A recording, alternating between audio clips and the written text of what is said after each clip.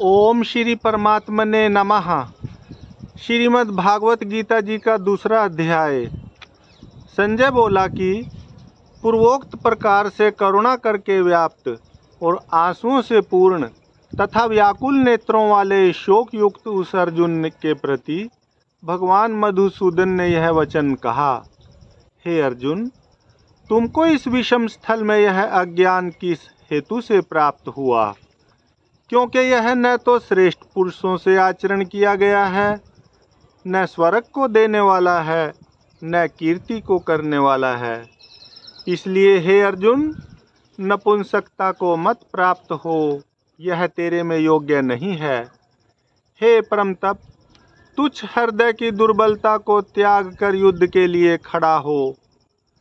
तब अर्जुन बोला कि हे मधुसूदन, मैं रणभूमि में भीष्म पितामह और द्रोणाचार्य के प्रति किस प्रकार बाणों करके युद्ध करूंगा? क्योंकि हे अरिसूदन, वे दोनों ही पूजनीय हैं।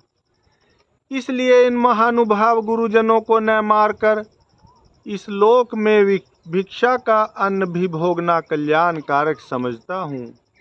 क्योंकि गुरुजनों को मारकर भी इस लोक में रुधिर से सने हुए अर्थ और काम रूप भोगों को ही तो भोगूंगा। और हम लोग यह भी नहीं जानते कि हमारे लिए क्या करना श्रेष्ठ है, अथवा यह भी नहीं जानते कि हम जीतेंगे या हमको वे जीतेंगे। और जिनको मारकर हम जीना भी नहीं चाहते, वे ही धृतराष्ट्र के पुत्र हमारे सामने खड़े हैं। इसलिए कायरता रूप दोष करके उपहत हुए स्वभाव वाला और धर्म के विषय में मोहित चित्त हुआ मैं आपको पूछता हूँ, जो कुछ निश्चय किया हुआ कल्याणकारक साधन हो वह मेरे लिए कहिए। क्योंकि मैं आपका शिष्य हूँ, इसलिए आपके शरण हुए मेरे को शिक्षा दीजिए। क्योंकि भूमि में निष्कंटक धन धान्य संपन्न राज्य को और देवताओं के स्वामी पने को प्राप्त होकर भी मैं उस उपाय को नहीं देखता हूँ जो कि मेरी इंद्रियों के सुखाने वाले शोक को दूर कर सके। संजय बोला, हे राजन, निद्रा को जीतने वाला अर्जुन अंतर्यामी श्री कृष्ण महाराज के प्रति इस प्रकार कहकर फिर श्री गोविंद भगवान को युद्ध नहीं करूँगा ऐसे स्पष्ट कहकर चुप हो गया। उसके उपरांत हे भरतवंशी धृतराष्ट्र, अंतर्यामी श्री कृष्ण महाराज ने दोनों सेनाओं के बीच में उस शोक युक्त अर्जुन को हंसते हुए से यह वचन कहा। हे अर्जुन, तू न शोक करने योग्यों के लिए शोक करता है और पंडितों के से वचनों को कहता है, परंतु पंडित जन जिनके प्राण चले गए हैं उनके लिए और जिनके प्राण नहीं गए हैं उनके लिए भी शोक नहीं करते हैं। क्योंकि आत्मा नित्य है, इसलिए शोक करना अयुक्त है। वास्तव में न तो ऐसा ही है कि मैं किसी काल में नहीं था, अथवा तू नहीं था, अथवा यह राजा लोग नहीं थे, और न ऐसा ही है कि इससे आगे हम सब नहीं रहेंगे। किंतु जैसे जीवात्मा की इस देह में कुमार, युवा और वृद्ध अवस्था होती है, वैसे ही अन्य शरीर की प्राप्ति होती है। उस विषय में धीर पुरुष नहीं मोहित होता है।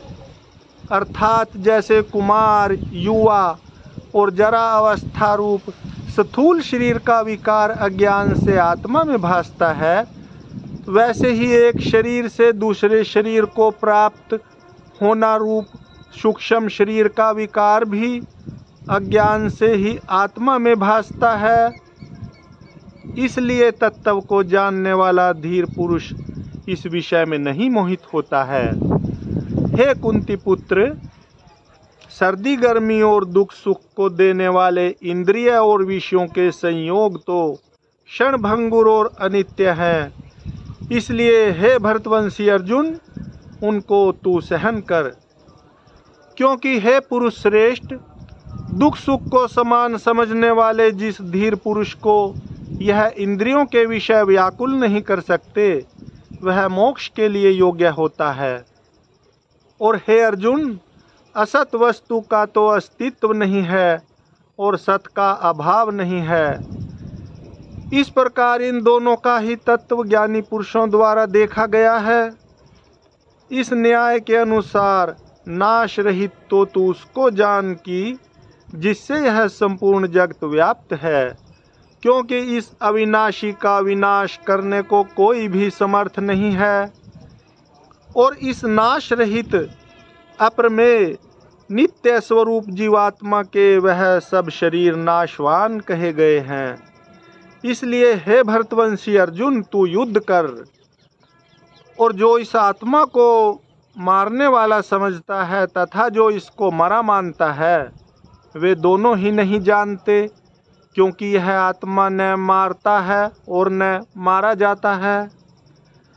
यह आत्मा किसी काल में भी न जन्मता है और न मरता है, अथवा न यह आत्मा हो करके फिर होने वाला है, क्योंकि वह अजन्मा, नित्य, शाश्वत और पुरातन है। शरीर के नाश होने पर भी यह नाश नहीं होता। हे पृथापुत्र अर्जुन, जो पुरुष इस आत्मा को नाश रहित, नित्य, अजन्मा और अव्यय जानता है, वह पुरुष कैसे किसको मरवाता है और कैसे किसको मारता है। और यदि तू कहे कि मैं तो शरीरों के वियोग का शोक करता हूँ, तो यह भी उचित नहीं है, क्योंकि जैसे मनुष्य पुराने वस्त्रों को त्याग कर दूसरे नए वस्त्रों को धारण करता है, वैसे ही जीवात्मा पुराने शरीरों को त्याग कर दूसरे नए शरीरों को प्राप्त होता है।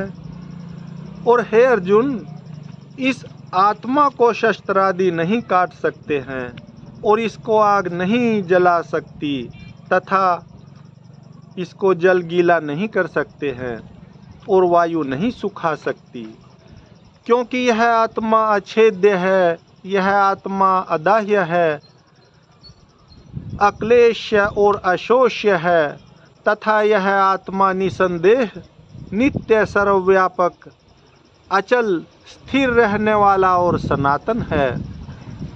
और वह जीवात्मा अव्यक्त अर्थात इंद्रियों का अविषय, और यह आत्मा अचिंत्य अर्थात मन का अविषय, और यह आत्मा विकार रहित अर्थात न बदलने वाला कहा जाता है। इससे हे अर्जुन, इस आत्मा को ऐसा जानकर तू शोक करने को योग्य नहीं है, अर्थात तुझे शोक करना उचित नहीं है। और यदि तू इसको सदा जन्मने और सदा मरने वाला माने तो भी हे अर्जुन, इस शोक करने को इस प्रकार योग्य नहीं है, क्योंकि ऐसा होने से तो जन्मने वाले की निश्चित मृत्यु और मरने वाले का निश्चित जन्म होना सिद्ध हुआ। इससे भी तू इस बिना उपाय वाले विषय में शोक करने को योग्य नहीं है। और यह भीष्मादिकों के शरीर माया में होने से अनित्य हैं, इससे शरीरों के लिए भी शोक करना उचित नहीं है, क्योंकि हे अर्जुन, संपूर्ण प्राणी जन्म से पहले बिना शरीर वाले और मरने के बाद भी बिना शरीर वाले ही हैं, केवल बीच में ही शरीर वाले प्रतीत होते हैं, फिर उस विषय में क्या चिंता। और हे अर्जुन, यह आत्म तत्व बड़ा गहन है, इसलिए कोई महापुरुष ही इस आत्मा को आश्चर्य की ज्यों देखता है, और वैसे ही दूसरा कोई महापुरुष ही आश्चर्य की ज्यों इसके तत्व को कहता है, और दूसरा कोई ही इस आत्मा को आश्चर्य की ज्यों सुनता है, और कोई सुनकर भी इस आत्मा को नहीं जानता। हे अर्जुन, यह आत्मा सबके शरीर में सदा ही अवध्य है, अवध्य जिसका वध नहीं किया जा सके।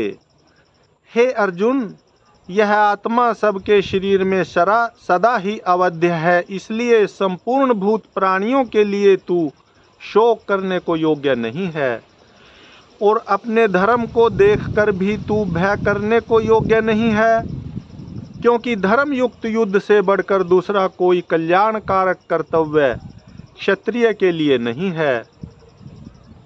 और हे पार्थ, अपने आप प्राप्त हुए और खुले हुए स्वर्ग के द्वार रूप इस प्रकार के युद्ध को भाग्यवान क्षत्रिय लोग ही पाते हैं। और यदि तू इस धर्मयुक्त संग्राम को नहीं करेगा तो स्वधर्म को और कीर्ति को खोकर पाप को प्राप्त होगा, और सब लोग तेरी बहुत काल तक रहने वाली अपकीर्ति को भी कथन करेंगे, और वह अपकीर्ति माननीय पुरुष के लिए मरण से भी अधिक बुरी होती है। और जिनके लिए तू बहुत माननीय होकर भी अब तुच्छता को प्राप्त होगा, वे महारथी लोग तुझे भय के कारण युद्ध से उपराम हुआ मानेंगे, और तेरे वैरी लोग तेरे सामर्थ्य की निंदा करते हुए बहुत से न कहने योग्य वचनों को कहेंगे। फिर उससे अधिक दुख क्या होगा। इससे युद्ध करना तेरे लिए सब प्रकार से अच्छा है, क्योंकि या तो मरकर स्वर्ग को प्राप्त होगा अथवा जीत कर पृथ्वी को भोगेगा। इससे हे अर्जुन, युद्ध के लिए निश्चय वाला होकर खड़ा हो। यदि तुझे स्वर्ग तथा राज्य की इच्छा न हो तो भी सुख दुख, लाभ हानि और जय पराजय को समान समझकर उसके उपरांत युद्ध के लिए खड़ा हो। इस प्रकार युद्ध करने से तू पाप को नहीं प्राप्त होगा। हे पार्थ, यह बुद्धि तेरे लिए ज्ञान योग के विषय में कही गई, और इसी को अब निष्काम कर्म योग के विषय में सुन कि जिस बुद्धि से युक्त हुआ तू कर्मों के बंधन को अच्छी तरह से नाश करेगा। और इस निष्काम कर्म योग में आरंभ का अर्थात बीज का नाश नहीं है, और उल्टा फल रूप दोष भी नहीं होता है। इसलिए इस निष्काम कर्म योग रूप धर्म का थोड़ा भी साधन जन्म मृत्यु रूप महान भय से उद्धार कर देता है। और हे अर्जुन, इस कल्याण मार्ग में निश्चयात्मका बुद्धि एक ही है, और अज्ञानी सकामी पुरुषों की बुद्धियाँ बहुत भेदों वाली अनंत होती हैं। और हे अर्जुन, जो सकामी पुरुष केवल फल श्रुति में प्रीति रखने वाले, स्वर्ग को ही परम श्रेष्ठ मानने वाले, इससे बढ़कर और कुछ नहीं है ऐसे कहने वाले हैं, वे अविवेकी जन जन्म रूप कर्म फल को देने वाली और भोग तथा ऐश्वर्य की प्राप्ति के लिए बहुत सी क्रियाओं के विस्तार वाली इस प्रकार की जिस दिखाऊ शोभा युक्त वाणी को कहते हैं, उस वाणी द्वारा हरे हुए चित्त वाले तथा भोग और ऐश्वर्य में आसक्ति वाले उन पुरुषों के अंतःकरण में निश्चयात्मिका बुद्धि नहीं होती है। और हे अर्जुन, सब वेद तीनों गुणों के कार्य रूप संसार को विषय करने वाले अर्थात प्रकाश करने वाले हैं। इसलिए तू असंसारी अर्थात निष्कामी और सुख दुख आदि द्वंद्वों से रहित, नित्य वस्तु में स्थित तथा योग क्षेम को न चाहने वाला और आत्मपरायण हो। क्योंकि मनुष्य का सब ओर से परिपूर्ण जलाशय के प्राप्त होने पर छोटे जलाशय में जितना प्रयोजन रहता है, अच्छी प्रकार ब्रह्म को जानने वाले ब्राह्मण का भी सब वेदों में उतना ही प्रयोजन रहता है।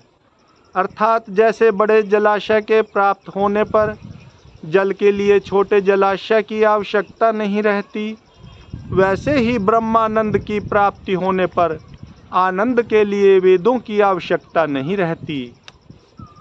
इससे तेरा कर्म करने मात्र में ही अधिकार होवे, फल में कभी नहीं, और तू कर्मों के फल की वासना वाला भी मत हो तथा तेरी कर्म न करने में भी प्रीति न होवे। हे धनंजय, आसक्ति को त्याग कर तथा सिद्धि और असिद्धि में समान बुद्धि वाला होकर योग में स्थित हुआ कर्मों को कर। यह समत्व भाव ही योग नाम से कहा जाता है। जो कुछ भी कर्म किया जाए उसके पूर्ण होने और न होने में तथा उसके फल में समभाव रहने का नाम समत्व है। इस समत्व रूप बुद्धि योग से सकाम कर्म अत्यंत तुच्छ है। इसलिए हे धनंजय, समत्व बुद्धि योग का आश्रय ग्रहण कर, क्योंकि फल की वासना वाले अत्यंत दीन हैं। और समत्व बुद्धि युक्त पुरुष पुण्य पाप दोनों को इस लोक में ही त्याग देता है, अर्थात उनसे लिपायमान नहीं होता। इससे समत्व बुद्धि योग के लिए ही चेष्टा कर। यह समत्व बुद्धि रूप योग ही कर्मों में चतुरता है, अर्थात कर्म बंधन से छूटने का उपाय है। क्योंकि बुद्धि योग युक्त ज्ञानी जन कर्मों से उत्पन्न होने वाले फल को त्याग कर जन्म रूप बंधन से छूटे हुए निर्दोष अर्थात अमृतमय परम पद को प्राप्त होते हैं। और हे अर्जुन, जिस काल में तेरी बुद्धि मोह रूप दलदल को बिल्कुल तर जाएगी, तब तू सुनने योग्य और सुने हुए के वैराग्य को प्राप्त होगा। और जब तेरी अनेक प्रकार के सिद्धांतों को सुनने से विचलित हुई बुद्धि परमात्मा के स्वरूप में अचल और स्थिर ठहर जाएगी, तब तू समत्व रूप योग को प्राप्त होगा। इस प्रकार भगवान के वचनों को सुनकर अर्जुन ने पूछा, हे केशव, समाधि में स्थिर बुद्धि वाले पुरुष का क्या लक्षण है? और स्थिर बुद्धि पुरुष कैसे बोलता है, कैसे बैठता है, कैसे चलता है? उसके उपरांत श्री कृष्ण महाराज बोले, हे अर्जुन, जिस काल में यह पुरुष मन में स्थित संपूर्ण कामनाओं को त्याग देता है, उस काल में आत्मा से ही आत्मा में संतुष्ट हुआ स्थिर बुद्धि वाला कहा जाता है।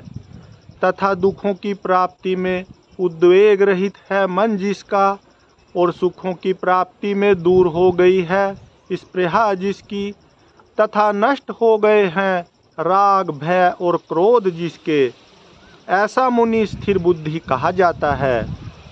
और जो पुरुष सर्वत्र स्नेह रहित हुआ उस शुभ तथा अशुभ वस्तुओं को प्राप्त होकर न प्रसन्न होता है और न द्वेष करता है, उसकी बुद्धि स्थिर है।